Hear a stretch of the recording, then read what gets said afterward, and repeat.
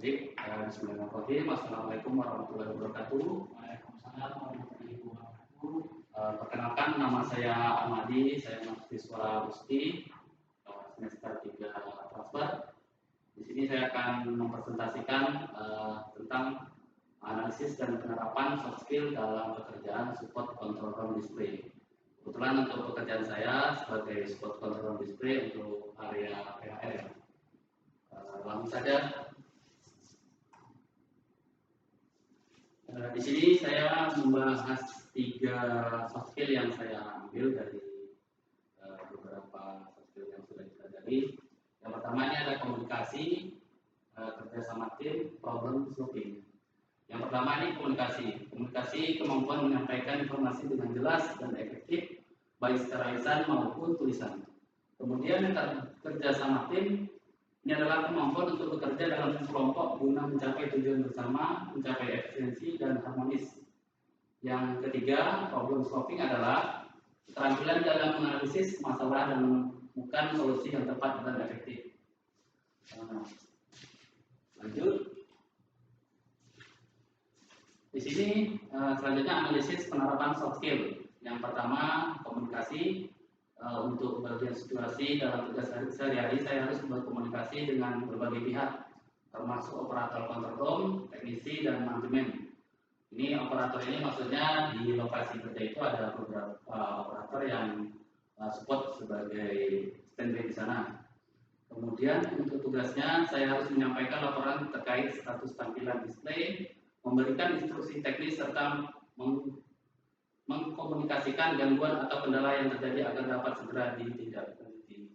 Jadi untuk tugas di sini saya sebagai support control display ini kebanyakan saya monitoring setiap hari gitu. Kemudian untuk dampaknya dengan komunikasi yang baik, respon terhadap permasalahan menjadi lebih cepat, mengurangi konten serta meningkatkan efisiensi kerja tim. Jadi dari komunikasi ini kita bisa menghindari alatnya itu yang downtime gitu. Jadi kita sebelum itu terjadi kita sudah melihat apakah perangkat itu dalam keadaan baik atau tidak. Kemudian kerja sama tim untuk situasinya. Di sini control room display melibatkan kerjasama antara tim IT, teknisi hardware, dan operator control room untuk memastikan sistem berjalan dengan baik. Kemudian untuk tugas saya bekerja sama dengan tim untuk melakukan pemeliharaan rutin troubleshooting ketika ada gangguan, serta mengkoordinasikan pembaruan sistem agar tidak mengganggu operasional. Jadi tugas sebagai ini saya juga berkolaborasi ya sama beberapa tim IT ya. Termasuk IT bagian teknisi hardware, operator, dan sistem itu sendiri.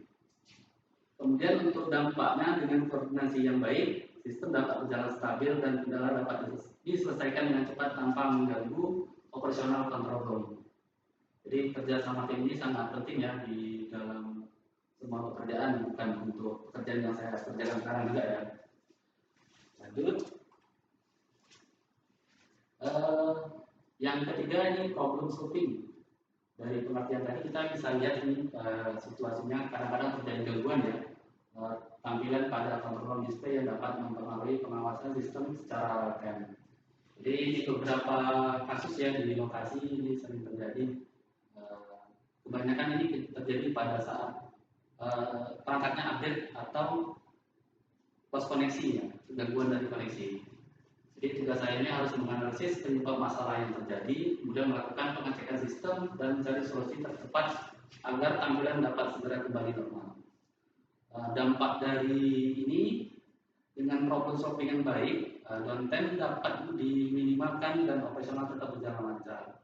Jadi setiap ada kendala itu ada kendala pasti ada problem penyelesaiannya.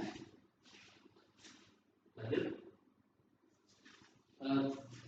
Di sini pembahasan refleksi dan pengembangan diri.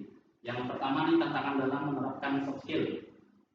Untuk bagian komunikasi menyampaikan informasi teknis kepada tim non teknis seringkali menjadi tantangan.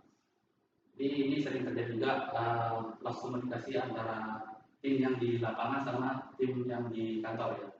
Jadi kita saling komunikasi itu kadang ada loss atau miskomunikasi. Selanjutnya kerjasama tim. Ini perbedaan prioritas di antara tim bisa menjadi kendala dalam koordinasi. Ini juga ada beberapa kendala sih kerjasama tim. Kadang kita sangat butuh sih di dalam pekerjaan itu saling terbuka. Gitu. Jadi kalau tidak saling terbuka, kita akan pekerjaan itu akan menjadi lama. Selanjutnya ini problem solvingnya beberapa masalah teknis bersifat kompleks dan memerlukan analisis yang lebih mendalam. Jadi ada beberapa juga pekerjaan yang di lapangan itu tidak bisa kita selesaikan di hari itu juga. Kita perlu melakukan riset ya, atau melakukan membuat tiket ke sipil yang kita sipil yang kita sebagai yang ditulis sebagai sipil kita gitu.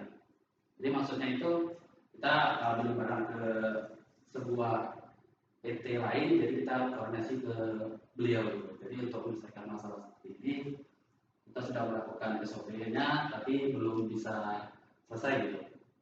Lanjut, cara mengatasi tantangan. Ini yang pertama, komunikasi menggunakan bahasa yang lebih sederhana dalam menjelaskan konsep teknis kepada tim non teknis. Jadi maksudnya ini kita kadang menjelaskan kepada tim yang baru, kita belum masuk penjelasan kita, jadi kita butuh penyesuaian dari tim yang baru itu kayak mana untuk menyampaikan penjelasannya.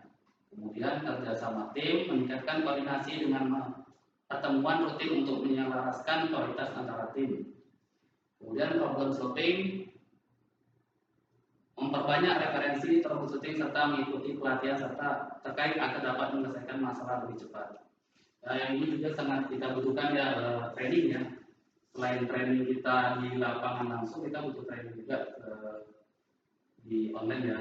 Ini maksudnya kita ada ketika ada kegiatan pameran kita butuh ikut gitu, karena sifatnya IT ini update ya, jadi kita butuh selalu refresh ya untuk sertifikat atau pelatihan yang kita butuhkan.